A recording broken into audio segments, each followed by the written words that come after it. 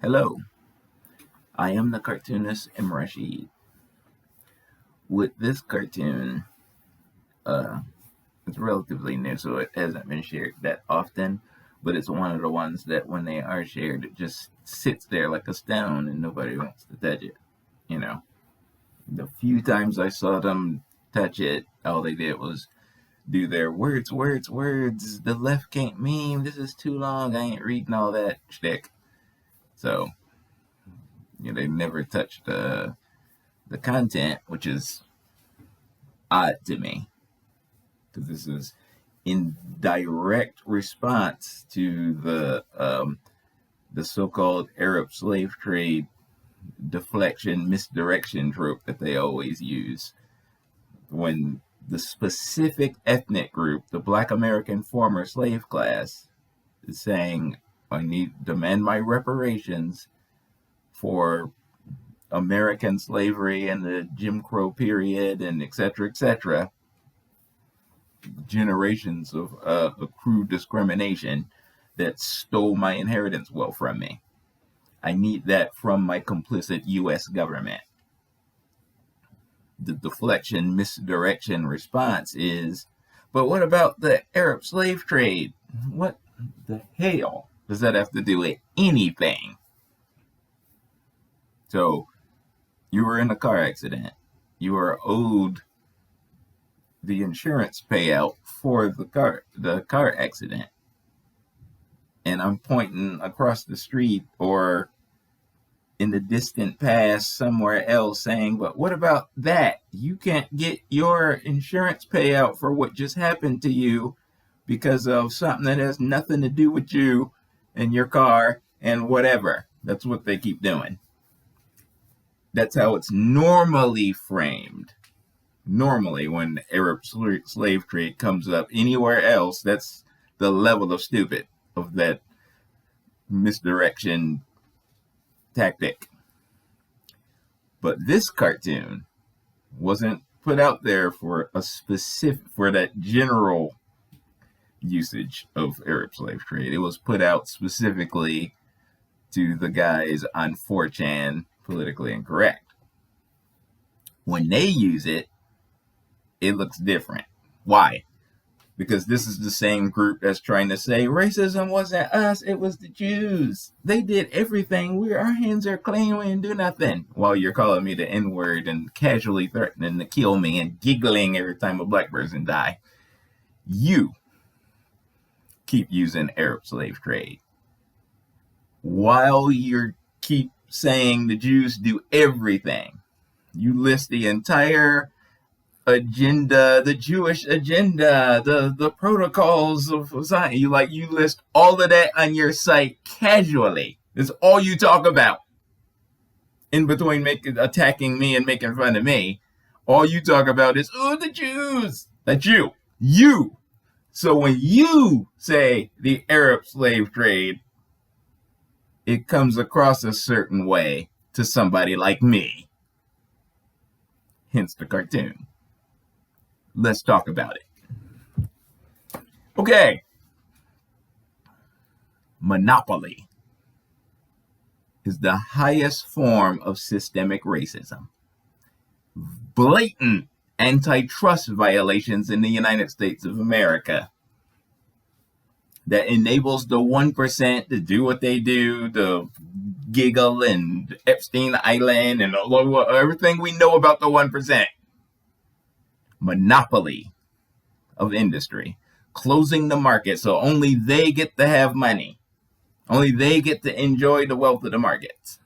And the trickle down that comes from that is what the rest of the white racist aristocracy enjoys.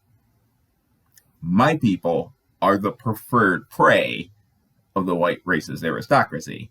And the top tier guys who enjoy the most of this evil system. Greed is good. Monopoly is their preferred weapon. You already know this. You know this. You know all about it. Or you should. Sometimes you look away from the truth, because the truth isn't where you live. You only touch the truth when it's convenient. You only touch the truth when it doesn't smear or threaten your pet ideology. And to be clear, your pet ideology is the white supremacist one. So when truth gets in the way of that, truth goes out the window. Suddenly you get stupid. Hence, Arab slave trade. Remember when Meyer Lansky suggested to Lucky Luciano that the Union Siciliano be what they named the International Crime Syndicate?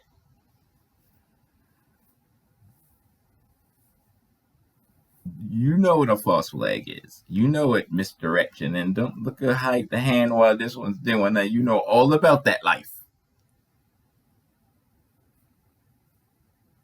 So when the East India Trading Company,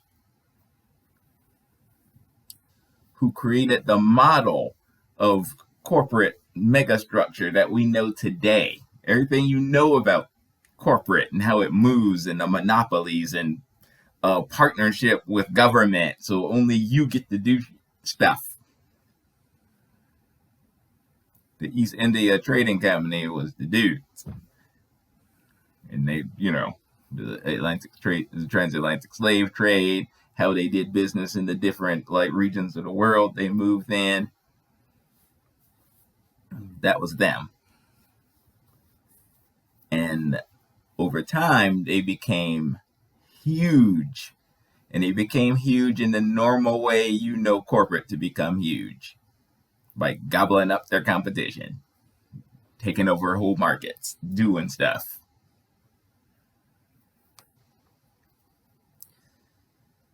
Today,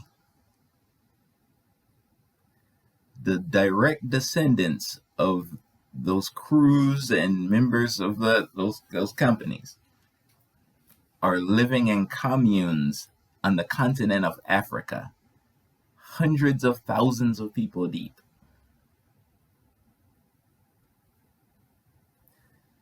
The people who made their mega wealth by trafficking in black flesh are living on the continent, living in the lap of luxury. Are you trying to suggest to me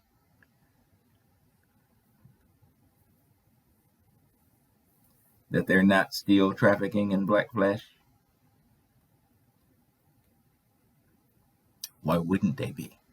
Who would stop them? For what? And they ain't the only ones. There's quite a few communes of white people living in the lap on the African continent, doing stuff. Who's to stop them? Who's going to stop them? Whenever any of the Africans try to be free and do stuff, like a fire team of European militia show up and put back whoever they wanted to be the dictator of the area. Every time they try to do anything.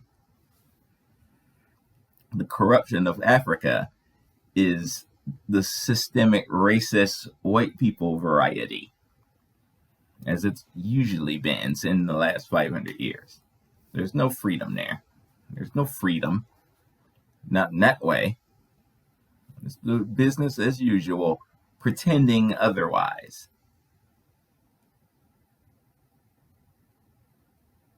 There is no Arab slave trade, unquote. At best, the Arabs are the clients of the usual suspects. At best. There is no independent Arab slave trade doing stuff. No, this is the usual people who made their original wealth at the beginning of this whole thing during the transatlantic slave trade. The descendants of the original people monopolized And at best, the Arabs are just their clients. Stop being stupid. Peace.